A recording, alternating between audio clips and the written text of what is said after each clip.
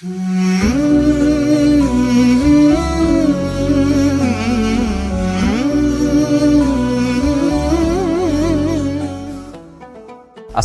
warahmatullahi wabarakatuh. Halo, apa kabar pemirsa Silampari TV? Senang sekali saya Albu Kolbin dapat hadir kembali menjumpai Anda dalam program acara Kajian Islam. Puji syukur kita panjatkan kehadiran Allah Subhanahu wa Ta'ala karena atas berkat rahmat dan karunia-Nya kita semua dapat berjumpa kembali pada Kajian Islam episode kali ini. Salawat dan salam juga kita panjatkan kepada Nabi besar kita, Nabi Muhammad SAW, yang telah memberikan pencerahan kepada kita manusia akhir zaman sehingga kita tidak tersesat ke jalan yang tidak baik dan tetap istiqomah menjadi pribadi muslim dan muslimah yang sesuai dengan syariat Islam, insya Allah. Baiklah pemirsa kalam yang dirahmati Allah Subhanahu wa Ta'ala, kali ini kita akan mengangkat tema tentang tata cara Rasulullah berpuasa. Dan telah hadir bersama kita semua narasumber yaitu Bapak Haji Muhammad Said MA. Beliau merupakan penghulu KUA Kecamatan Lubuk Linggau Utara II dan merupakan alumni Magister Agama di Institut Ilmu Al-Quran Jakarta tahun 2012. Pemirsa, langsung saja kita membahas tema kali ini bersama Bapak Haji Muhammad Said MA. Assalamualaikum. Waalaikumsalam warahmatullahi wabarakatuh. Ini saya panggil Ustadz aja ya, Bapak. Ustadz Said. Ya. Gimana kabar hari ini? Alhamdulillah baik. Puasa lancar Ustadz? Ya, lancar. Lancar. Ustadz, kita mengangkat tema tentang tata cara Rasulullah berpuasa. Ya. Lalu sebenarnya apa sih yang biasa dilakukan oleh Rasulullah selama bulan suci Ramadan?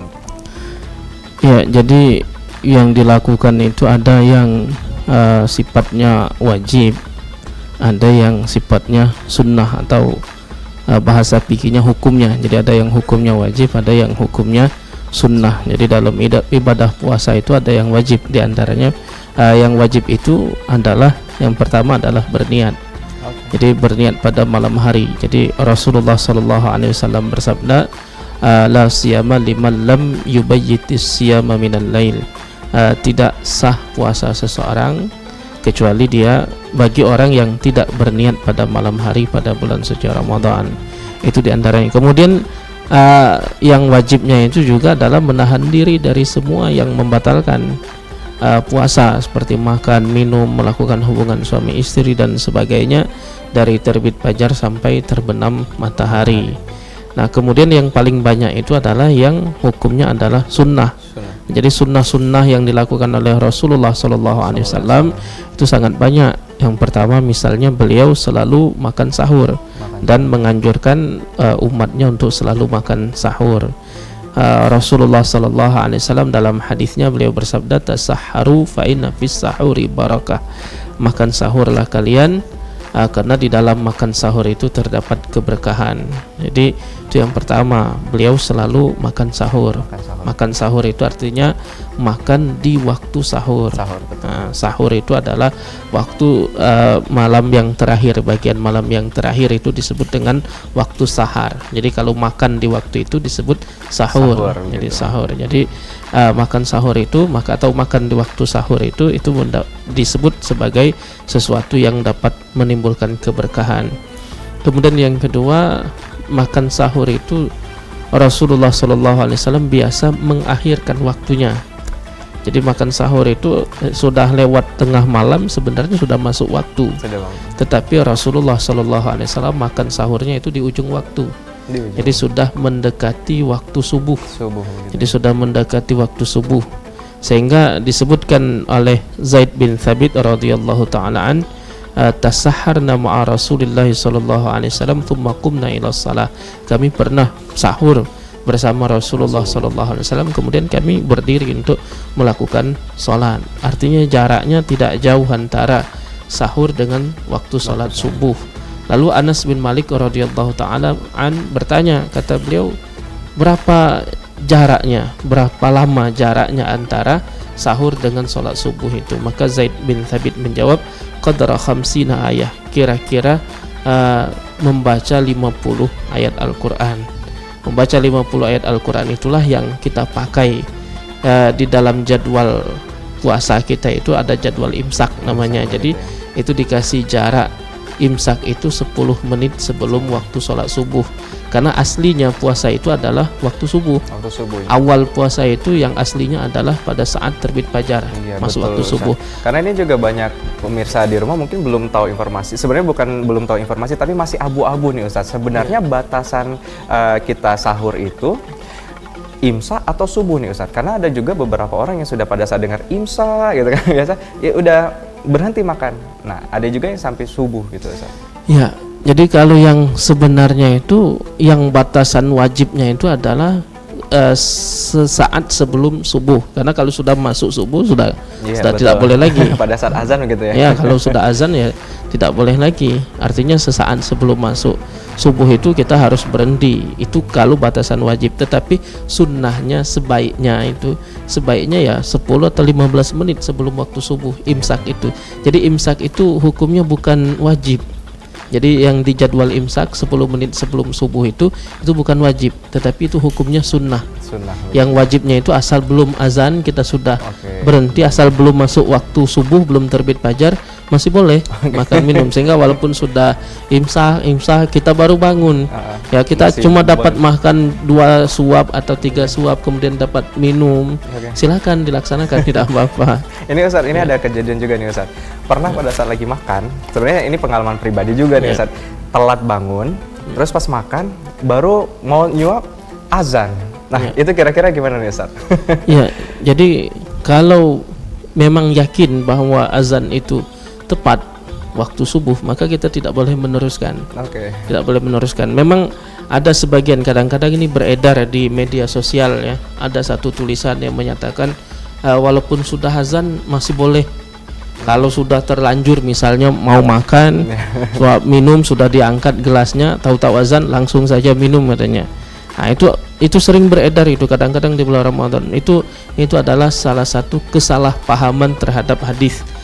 Memang ada hadisnya, itu Rasulullah SAW bersabda, apabila kamu terdengar azan sementara tempat minum sudah ada di tangan kamu, maka lanjutkanlah minum kamu. Nah, itu ada hadisnya, sehingga kadang-kadang hadis ini disalahpahami berarti kalau sudah azan masih boleh. Padahal kata para ulama yang menjelaskan hadis ini, yang dimaksud oleh Rasulullah pada waktu itu adalah azan yang pertama, karena pada masa Rasulullah itu subuh itu azannya 2 kali. Jadi azannya 2 kali. Yang pertama itu azan yang dilakukan oleh Bilal. Yang kedua dilakukan oleh Abdullah bin Ummi Maktum. Nah, ini maksudnya adalah azan Bilal itu. Azan Bilal itu belum masuk waktu subuh. Jadi sudah azan duluan, itu untuk membangunkan orang saja azannya itu. Maka kalau kamu dengar azan yang Bilal itu, maksudnya azan Bilal itu, maka silakan. Sama seperti kita tadi kasusnya di musola masjid sudah terdengar imsak. Itu posisinya sama seperti azan yang pertama itu. Jadi silakan kalau kamu sudah terlanjur mau minum, ya selesaikan minumnya. Tetapi kalau azan yang keduanya itu tidak boleh. Kenapa? Karena itu jelas melanggar nas Al-Qur'an. Dalam Al-Qur'an kan wa kulu wasyrabu, makan dan minumlah kamu hatta yatabayyana lakumul khaytul abyadu minal khaytil aswadi minal fajar.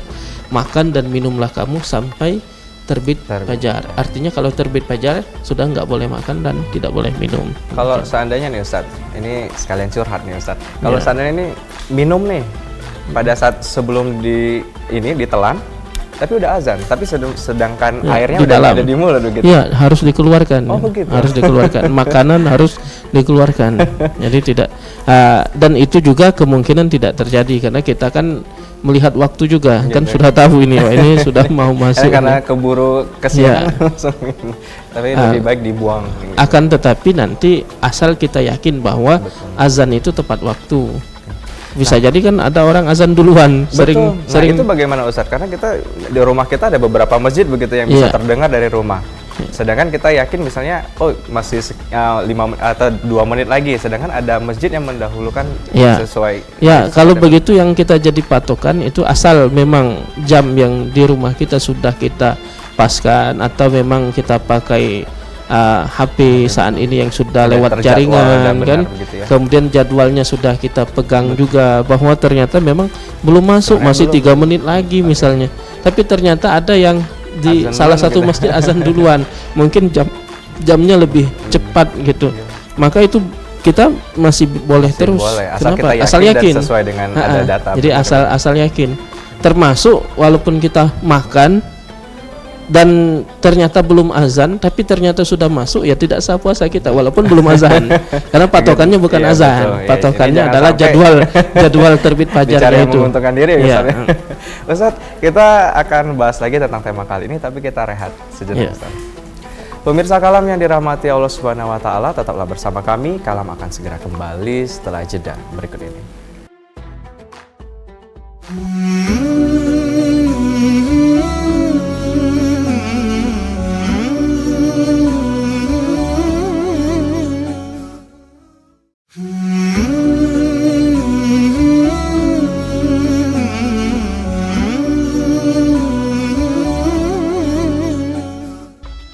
Pemirsa Kalam yang dirahmati Allah Subhanahu wa taala, terima kasih Anda masih bersama kami dan kita akan melanjutkan pembahasan tentang tema kali ini, yaitu tata cara Rasulullah berpuasa. Masih bersama narasumber kita, yaitu Bapak Haji Muhammad Said MA. Beliau merupakan penghulu KUA Kecamatan Lubuk Linggau Utara 2 dan merupakan alumni dari Magister Agama di Institut Ilmu Al-Quran Jakarta tahun 2012. Ustadz, kita melanjutkan kembali nih Ustadz tentang pembahasan kita.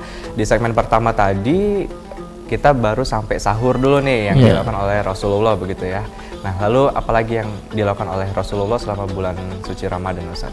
Ya, jadi kalau tadi satu makan sahur, kemudian makan sahurnya diakhirkan waktunya, kemudian diberikan jarak antara makan sahur dengan sholat subuh. Gitu. Kemudian diantaranya lagi yang dilakukan oleh Rasulullah itu adalah kalau makan sahur beliau biasa makan sahur dengan kurma misalnya. Jadi makan sahur dengan kurma, kemudian beliau juga kadang makan sahurnya itu mengajak para sahabatnya. Jadi makan sahur bersama sebenarnya itu salah satu sunnah juga. Jadi seperti tadi riwayat Zaid bin Thabit tadi, tasaharna ma'a Rasulillah, kami pernah sahur bersama Rasulullah sallallahu alaihi wasallam. Kenapa? Karena pada dasarnya bersama itu adalah salah satu sunnah. Makan bersama itu salah satu sunnah, lebih enak dan lebih berkah. Lebih berkah karena kata Rasulullah sallallahu alaihi wasallam dalam hadisnya itu, tu'amul itsnain kafith tsalatsa.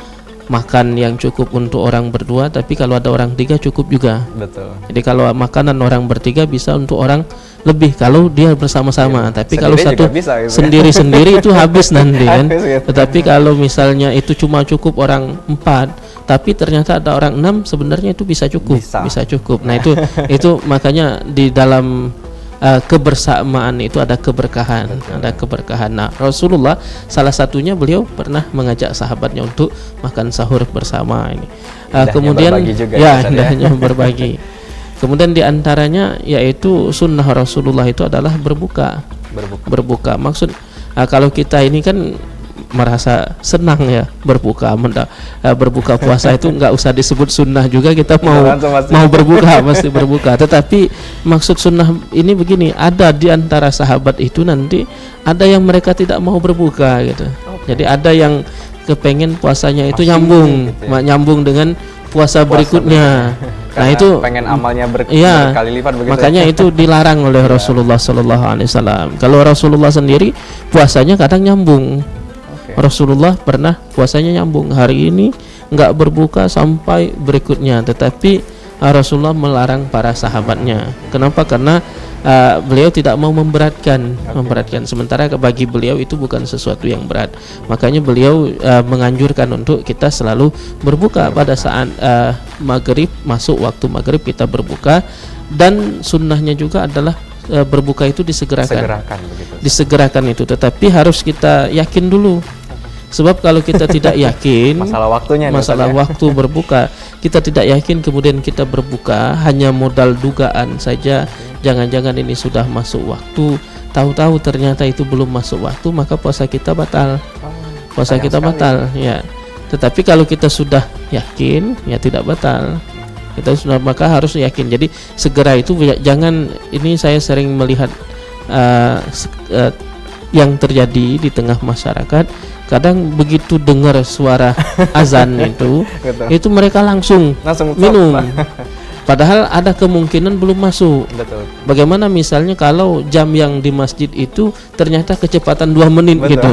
Sama seperti Makanya sahur tadi makanya ya. patokan kita itu jangan patokannya azan. Betul. Kita patokan kita adalah jadwal yang sudah dibuat, Dibuat. kemudian jam yang sudah kita paskan betul-betul, baru kita sesuaikan dengan azan. Jadi kalau ternyata jadwalnya sudah masuk, jamnya sesudah cocok, kemudian azannya juga sudah, itu berarti sudah sangat Sudah sah meyakinkan. gitu ya. Nah, kalau sudah meyakinkan maka segeralah kita berbuka. Kemudian Rasulullah SAW juga berbukanya itu dengan kurma juga, dan dengan jumlah yang ganjil. Beliau belum makan seperti kita misalnya. Kita Kalau makan besar berbuka gitu. itu makan besar kan. Balas dendam istilahnya. Jadi sunnahnya itu kita itu menyegerakan berbuka dan juga menyegerakan sholat maghrib. Jadi bukan menyegerakan berbuka kemudian lama sholat maghribnya nanti sudah dekat kepada sholat Akhirnya isya. kekenyangan gitu ya. Iya. Nah itu padahal itu hukumnya makruh, menunda sholat maghrib tanpa uzur itu hukumnya makruh. Maka Rasulullah itu bukan makan banyak, tetapi hanya memakan 3 butir kurma kemudian langsung mengerjakan sholat maghrib. Itu diantara sunnah-sunnah yang dilakukan oleh Rasulullah SAW. Kemudian beliau juga memperbanyak membaca Al-Quran. Jadi diantara yang dilakukan, bahkan beliau itu kan disimak oleh malaikat Jibril. Jadi setiap tahun itu malaikat Jibril datang untuk menyimak bacaan Al-Quran Rasulullah SAW pada bulan suci Ramadan. Itu pada bulan suci Ramadan malaikat Jibril itu datang untuk mendengarkan bacaan. Sudah tepat seperti yang diturunkan atau belum. Nah itu jadi Rasulullah SAW membaca Al-Quran dan juga mengajak kita semua, memerintahkan umatnya untuk memperbanyak membaca Al-Quran. Walaupun perintah itu sebenarnya umum, bukan hanya pada bulan suci Ramadan. Akan tetapi ibadah itu ada yang nilainya lebih utama karena kemuliaan waktu, ada yang lebih utama karena kemuliaan tempat, ada yang lebih utama karena kemuliaan orang yang melakukannya. Jadi misalnya amal ini dilakukan oleh orang biasa, ini dilakukan oleh orang yang soleh, ini nilainya bisa jadi lebih nanti karena kemuliaan orangnya. Makanya doa semua orang bisa berdoa, tapi ketika kita datang kepada seorang yang soleh mohon didoakan, bisa jadi doanya lebih utama dibanding doa kita. Jadi ada karena kemuliaan persan, ada kemuliaan waktu, ada kemuliaan tempat. Kemuliaan tempat misalnya sholat di Masjidil Haram itu sama seperti 100.000 di tempat yang lain, itu karena kemuliaan tempat. Nah kalau Ramadan ini adalah kemuliaan waktu, sehingga sholatnya, puasanya, kemudian baca Al-Qurannya itu nilainya lebih dibanding dilakukan pada waktu-waktu yang lain. Ini apalagi Ramadan nih Ustaz ya, walaupun kita tidak tinggal di Madinah atau Mekah gitu, tapi kita diberikan dapat kemuliaan waktu begitu ya Ustaz ya. Dan harus dimanfaatkan. Ustaz, kalau berbicara tentang ada juga kata-kata seperti ini, tidur merupakan juga ibadah begitu ya. Nah, kira-kira Rasulullah itu pada saat siang, pada saat sedang melakukan puasa, beliau tidur juga kah atau seperti apa? Dan benarkah kalimat tersebut Ustaz? Ya, yang pertama itu memang ada beredar ya, salah satunya itu kalau dalam teks Arabnya itu naumus shaim ibadah, tidurnya orang puasa itu adalah ibadah gitu. Ya, akan tetapi dari sisi sanad hadis, dari sisi ilmu hadis ini termasuk tidak ditemukan sumbernya ini artinya itu bukan hadis. Itu bukan hadis Rasulullah SAW. Akan tetapi dari sisi makna bisa jadi benar. Kenapa bisa jadi benar?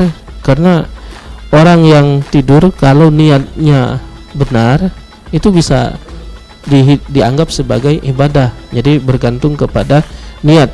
Jadi disebut oleh para ulama itu amal-amal dunia itu bisa menjadi amal akhirat ketika niatnya bagus, dengan niatnya baik.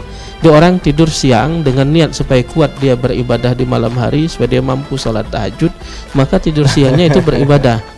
Orang yang tidur ketika puasa dengan niat supaya dia terhindar dari perbuatan maksiat, melihat yang tidak diizinkan oleh Allah, dengan niat supaya dia lebih kuat berpuasanya, dengan syarat dia tidak melalaikan kewajiban. Tidak melalaikan kewajiban itu dengan niat seperti itu bisa dianggap sebagai ibadah. Jadi Sesuatu yang menyampaikan kepada yang sunnah itu hukumnya sunnah, sesuatu yang menyampaikan kepada yang wajib itu hukumnya wajib. Jadi kalau kita ternyata dengan tidur itu ibadah kita sholat tarawihnya lebih rajin, puasanya lebih bagus, maka tidurnya bisa beribadah. Bernilai Tapi ibadah kalau gitu ya. kalau sampai meninggalkan kewajiban tidur seharian, tidak sholat, itu Betul. menjadi maksiat tidurnya. Ya. Udah lewat 2 waktu dong. Udah lewat 2 Zuhur waktu sama ya, asar. Ya. Gitu. Ustadz, kita membahas lagi tentang tata cara Rasulullah berpuasa nih. Ya. Tadi di awal Ustadz juga bicara kalau Ustadz itu Nabi Muhammad itu melakukan niat begitu. Jadi puasa seseorang itu akan diterima pada saat dia niat terlebih dahulu, Ustadz. Lalu kita kan ada juga niat yang diucapkan. Ada juga yang cuma niat yang penting saya mau puasa. Nah sebenarnya kalau Rasulullah sendiri itu niatnya seperti apa, Ustadz? Dan dilakukannya kapan gitu? Tapi Ustadz, kita pending dulu nih Ustadz, kita simpan dulu, kita rehat dulu ya. Pemirsa Kalam yang dirahmati Allah Subhanahu wa taala, tetaplah bersama kami. Kalam akan segera kembali setelah jeda berikut ini.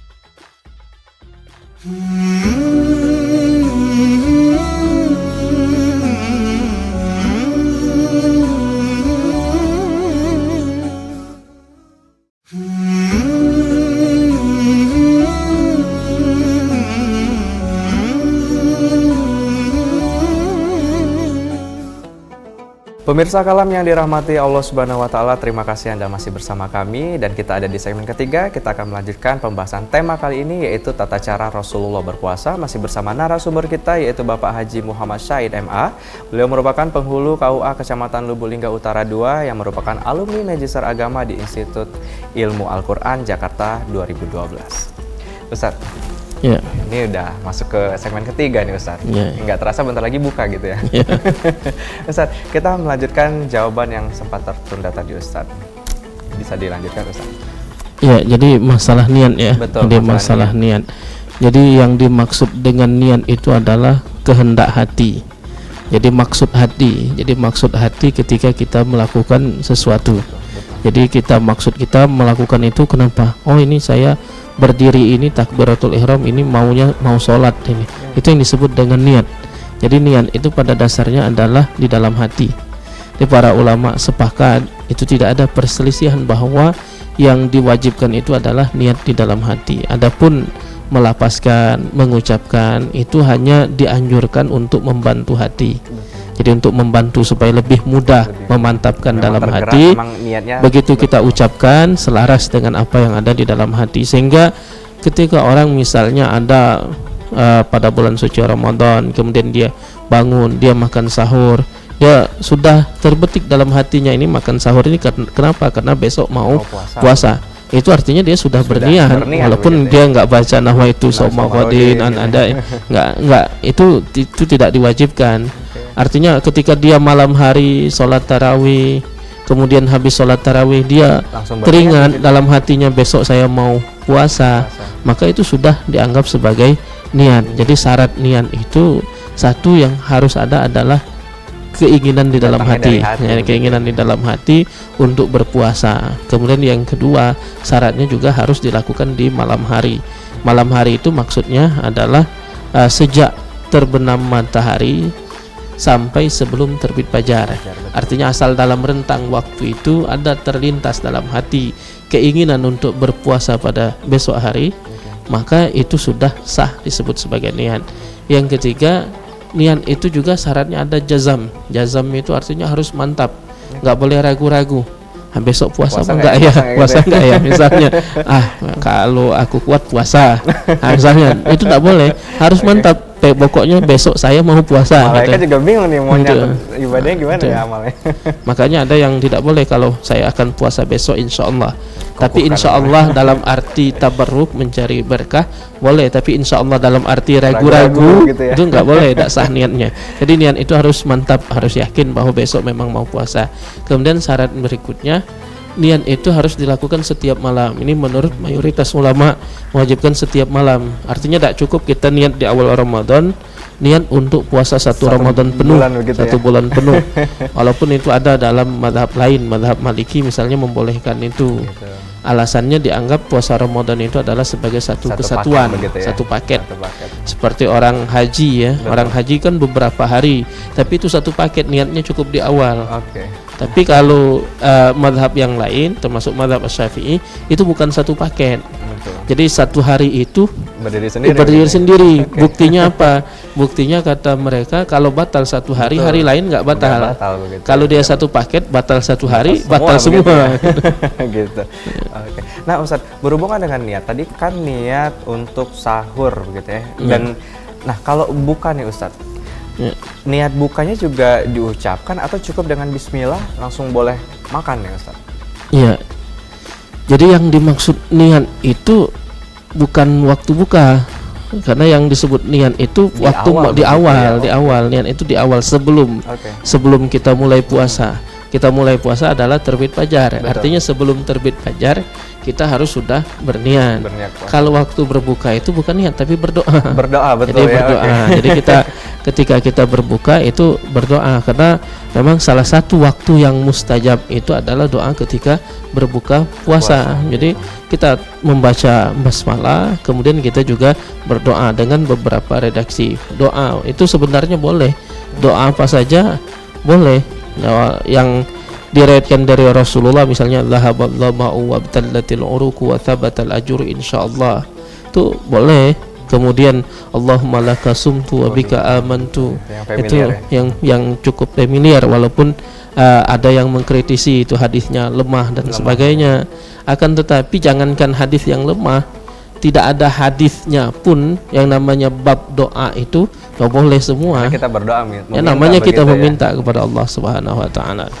Nah, kalau dalam bahasa ada juga yang berkata bahwa doa orang yang berpuasa khususnya pada saat dia mau berbuka begitu Ustaz ya, diijabah oleh Allah Subhanahu wa taala. Jadi pada saat sudah waktu berbuka nih, kita berdoa dulu nih Ustaz sebelum kita makan atau minum begitu, pakai menggunakan bahasa Indonesia. Itu boleh juga Ustaz. Iya, pada dasarnya doa itu bab yang paling luas. Betul. Bab yang paling luas artinya mau pakai bahasa Indonesia, bahasa Arab, dusun sekalipun misalnya. Ya itu sah-sah saja yang Karena namanya itu hubungan kita ke Allah Allah. langsung ya. Iya. Jadi kecuali kalau kita kayak sholat yang sudah Betul, diatur sudah kan. diatur, ya. Tapi kalau untuk doa itu tidak ada diatur wajib pakai bahasa Arab, tidak. Artinya mau doa dengan doa apapun boleh. Dan kita harus yakin bahwa doa itu memang akan dikabulkan oleh Allah Subhanahu wa taala, walaupun pengabulannya itu ya sesuai dengan waktu yang dikehendaki oleh Hanya Allah Allah yang dan tahu, sesuai dengan bentuk yang dikehendaki oleh Allah. Artinya jangan sampai kita ini kan begini, aku ini kan berdoa terus tapi kok enggak dikabulkan. betul. Kan setiap puasa saya ini berdoa minta ini minta itu Iya. tapi kok Katanya enggak waktunya dikabulkan. diijabah gitu. Katanya waktunya diijabah.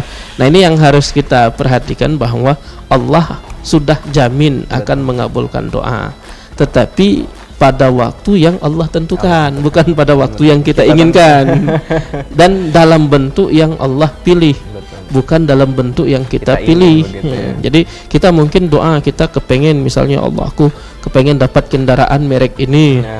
Ya itu belum tentu dikasih merek itu. Yang Allah mengabulkan dalam bentuk yang Allah pilih. Bisa jadi nggak dikasih kendaraan tapi dikasih rumah misalnya. Waduh, Nah itu dalam bentuk yang Allah pilih dan dalam waktu yang Allah tentukan. Dan Ya. tentu saja apapun yang diberi Allah maupun sesuai dengan keinginan atau tidak itu yang terbaik untuk kita ya. Iya, dan bisa jadi yang kita peroleh saat ini misalnya sekarang sukses dan sebagainya, bisa jadi ini doa-doa kita pada 10 tahun yang lalu atau Gitu ya. 20 tahun yang lalu Betul, ternyata baru baru dijawab. sekarang dikabulkan oleh Allah Subhanahu wa taala. Jadi tetap berhusnuzon, Iya, jangan husnuzon. suzon begitu ya. Ustadz, ini sebelum kita ke kesimpulan nih Ustadz, ada pertanyaan nih. Kalau seandainya puasa itu kan wajib nih, Ya. lalu ada orang-orang yang pekerja keras, misalnya dia untuk mencari nafkah melakukan pekerjaan yang berat-berat, misalnya ada kuli bangunan mungkin, mohon maaf, karena kan kita tahu sendiri betapa kerasnya dan membutuhkan energi sekali pekerjaan tersebut. Tapi kalau tidak bekerja, dia tidak mendapat nafkah, tapi diharuskan puasa begitu. Apakah ada pengecualian atau tetap Iya. Bagaimana nih yang dianjurkan ya Ustaz? Ya, jadi kalau kita merujuk di dalam Al-Quran itu kan ada yang diperbolehkan untuk tidak berpuasa itu satu sakit yang membahayakan, yang kedua karena kita musafir dalam perjalanan jauh, yang ketiga itu ada lagi orang-orang yang tidak mampu berpuasa. Nah, orang yang tidak mampu ini dalam penafsiran para ulama itu awalnya itu ada dua, yaitu orang yang sudah lanjut usia yang sudah tidak kuat lagi berpuasa, kemudian wanita hamil atau menyusui. Ini dianggap yang wa 'alal ladzina yutiqunahu, orang-orang yang berat untuk melakukan ibadah puasa. Tetapi nanti masuk dikaji lagi oleh para ulama adalah para pekerja berat. Ini jika wanita hamil menyusui kesulitan berpuasa diizinkan. Pekerja berat ini kadang-kadang lebih berat dari itu. Ya, lebih berat ya, kalau saya pekerja keras saya. Ya, pekerja berat. Betul. Karena keras belum tentu berat.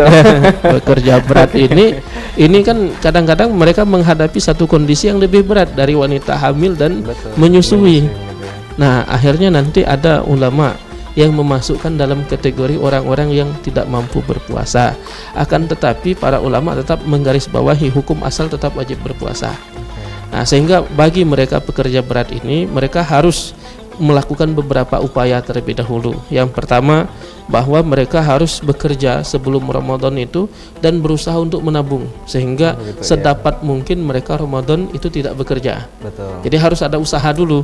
Jangan sampai mereka misalnya berpoya-poya. Sebelum Ramadan mereka poya-poya, biarlah nanti Ramadan aku masih bisa kerja. Nah, itu dia sudah berdosa. Dia harus berusaha dulu, berusaha menabung, mengumpulkan. Kalau memang tidak mampu baru tetap bekerja. Jadi kalau dia mampu, ada ikhtiar. Kalau dia mampu untuk tidak bekerja, mampu memberi nafkah walaupun tidak bekerja, dia wajib puasa dan wajib untuk tidak bekerja dulu pada bulan suci Ramadan. Kalau dia punya tabungan misalnya, kalau dia punya aset yang banyak dengan alasan mau menambah kekayaan, maka tidak boleh. Tidak boleh. Tapi kalau dengan alasan memang tidak ada yang bisa dimakan, dia boleh tetap bekerja. Kemudian yang kedua, dia tidak boleh langsung tidak berpuasa. Dia harus tetap berniat berpuasa. Jadi setiap malam dia harus berniat puasa. Kalau ternyata memang tidak kuat nanti, itu masuk dalam kategori orang-orang yang termasuk orang yang sangat kehausan. Jadi Rasulullah pernah bersama para sahabatnya melakukan perjalanan jauh, itu membatalkan puasa karena sudah tidak kuat lagi, sudah sangat kehausan, maka boleh diizinkan. Jadi dimasukkan kepada kelompok yang sangat kehausan. Itu jadi sangat kehausan, sangat kelaparan yang dikhawatirkan menimbulkan masalah, menimbulkan mudarat, maka dia diizinkan untuk tidak berpuasa. Tapi tidak boleh langsung begitu, karena dia tidak jangan cari alasan. Usaha dulu. Tapi tetap seandainya nih, misalnya ada pekerja berat yang memang dia tidak bisa berpuasa karena pekerjaannya, tapi tetap setelah Ramadan harus tetap dibayar begitu saja. Tetap harus dibayar. Jadi tetap utang dong. Tetap harus dibayar. Cuma yang jadi masalah ini yang sepanjang tahun ternyata dia tidak mampu membayar, tidak ada waktu, dia bekerja terus misalnya kan. Nah, itu yang nanti ada yang mereka ini wajib membayar fidyah. Wajib membayar fidyah. Ada ini ya solusi begitu ya sebenarnya. Sama kalau yang kayak orang yang lanjut usia itu mereka tidak membayar puasa tapi membayar fidyah. Membayar fidyah. Nah, nanti ada juga ulama yang masukkan pekerja berat yang sepanjang tahun yang tidak mungkin. Ada yang membayar fidyah, tetapi sepertinya itu jarang terjadi karena tetap ada waktu-waktu yang kosong yang dia bisa gunakan untuk membayar hutang puasanya. Balik ke niat ya Ustaz ya, kalau memang diniatin ya tetap akan bisa begitu ya. Ustaz, nih pertanyaan terakhir lagi nih. Ada orang masih bingung nih, termasuk saya juga nih Ustaz. Kalau berbicara tentang sholat tahajud nih Ustadz, ada yang bilang kalau sudah sholat taraweh tidak perlu sholat tahajud begitu, karena tahajudnya diganti sama taraweh. Tapi ada juga yang bilang kalau taraweh tahajud, karena di akhirnya ini Ustadz, setelah taraweh kan ada witir. Nah, ada orang yang tidak melaksanakan witir dengan alasan dia pengen bertahajud, itu gimana Ustadz? Iya. Jadi pada dasarnya tahajud itu adalah sholat yang dilakukan setelah bangun dari tidur, sehingga tarawih itu nggak bisa disebut sebagai tahajud. Ya? Nah, tahajud itu adalah sholat. Arti tahajud itu adalah bangun dari tidur. Tahajud itu bangun dari tidur. Nah, kalau sholat yang sebelum bangun dari tidur ya namanya masuk dalam kategori sholat malam saja. Jadi sholat malam. Dan itu apakah setelah kita tarawih dan witir kita boleh tahajud? Ya boleh, tidak ada. Walaupun sudah tarawih witir Walaupun gitu, sudah witir, tetapi kita tidak perlu witir lagi. di tahajudnya. Ya, jadi cukup tahajud saja. Jadi cukup tahajud saja, tidak perlu ditutup dengan witir. Walaupun nanti ada perbedaan pendapat. Mayoritas ulama itu cukup sholat tahajud saja tanpa ditutup dengan witir, karena ada hadis Rasulullah SAW, la witrani fi lailatin, tidak ada witir 2 kali dalam satu malam. Karena kalau 2 kali sudah tidak witir lagi namanya. Karena witir itu artinya ganjil. Ganjil. Jadi kalau ganjil tambah ganjil ya genap. Begitu. Nah, makanya tidak boleh witir 2 kali. Jadi cukup sholat tahajud, mau berapa rakaat saja sholat tahajud boleh. Betul. Ya jangan sampai pada saat taraweh karena nggak mau witir jadi ngerusak saf ini Ustaz. Banyak juga terjadi. Jadi bolong maju lagi. Ya, padahal itu kan boleh dia witir. Betul. Witir dulu. Ya, boleh. Jadi tahajud lagi nggak usah. Dan itu dilakukan oleh sahabat Rasulullah SAW, yaitu Abu Bakar As-Siddiq. Abu Bakar itu biasa sholat witir sebelum tidur. Jadi sebelum tidur beliau sholat witir dulu, kemudian tidur, bangun dari tidur sholat tahajud tanpa witir. Tanpa witir. Gitu nih. Alhamdulillah nih kita dapat informasi nih yang akurat dari Ustadz nih. Ustadz, sebenarnya masih banyak sekali yang perlu kita bahas, tapi waktu juga nih memisahkan. Lalu gimana Ustadz? Kesimpulan untuk tema kali ini yaitu tentang tata cara Rasulullah berpuasa. Silakan Ustadz. Iya, ini jadi Rasulullah SAW dalam melaksanakan puasa itu beliau melakukan banyak hal, diantaranya itu yang pertama, yang ini juga diperintahkan kepada kita semua untuk selalu berniat setiap malam hari bulan Ramadan. Kemudian setelah itu mulai menahan diri dari semua yang membatalkan puasa. Di samping itu beliau melakukan banyak sunnah. Di antara sunnah itu adalah makan di waktu sahur, kemudian mengakhirkan waktu sahurnya, kemudian memberikan jeda antara sahur dengan waktu sholat subuh sekira-kira 10 atau 15 menit yang disebut dalam hadis itu sekira-kira cukup untuk membaca 50 ayat Al-Quran. Kemudian beliau juga berbuka puasa dan menyegerakan untuk berbuka ketika sudah yakin sudah masuk waktunya, sudah terbenam matahari, berbuka dengan kurma. Kemudian beliau juga sahur juga bersama para sahabatnya. Kemudian beliau juga memperbanyak membaca Al-Quran, memperbanyak sodakoh juga pada bulan suci Ramadan. Karena Rasulullah itu orang yang paling dermawan dan lebih dermawan lagi pada bulan suci Ramadan. Kemudian beliau juga sering juga memberikan makanan berbuka kepada orang-orang yang membutuhkan. Kemudian beliau menghidupkan malam bulan suci Ramadan dengan melakukan sholat yang kita sebut sebagai sholat tarawih. Walaupun istilah tarawih itu munculnya belakangan, Rasulullah sholat saja namanya sholat. Cuma para sahabat untuk membedakan, ulama untuk membedakan ini sholat apa, dinamakanlah sholat tarawih. Jadi beliau mengisi malamnya dengan sholat, mengisi malamnya dengan memperbanyak munajat kepada Allah Subhanahu Wa Taala. Mungkin itu di antara hal-hal yang dilakukan oleh beliau ketika bulan suci Ramadan. Waduh, ini Ustaz, terima kasih sekali loh sudah memberikan ilmunya untuk episode kali ini. Semoga kita diberikan kesehatan dan keselamatan sehingga kita ada kesempatan lagi nih Ustaz untuk bertemu untuk membahas tema lainnya. Ya, amin. Pemirsa Kalam yang dirahmati Allah Subhanahu Wa Taala, demikianlah kajian Islam untuk episode kali ini yang mengangkat tema tentang tata cara Rasulullah berpuasa bersama narasumber kita Bapak Haji Muhammad Syahid MA yang merupakan penghulu KUA Kecamatan Lubuk Linggau Utara 2 dan merupakan alumni dari Magister Agama di Institut Ilmu Al-Quran Jakarta 2012. Saya Albu Kolbin bersama tim kerja kajian Islam pamit. Wassalamualaikum warahmatullahi wabarakatuh. Sampai jumpa.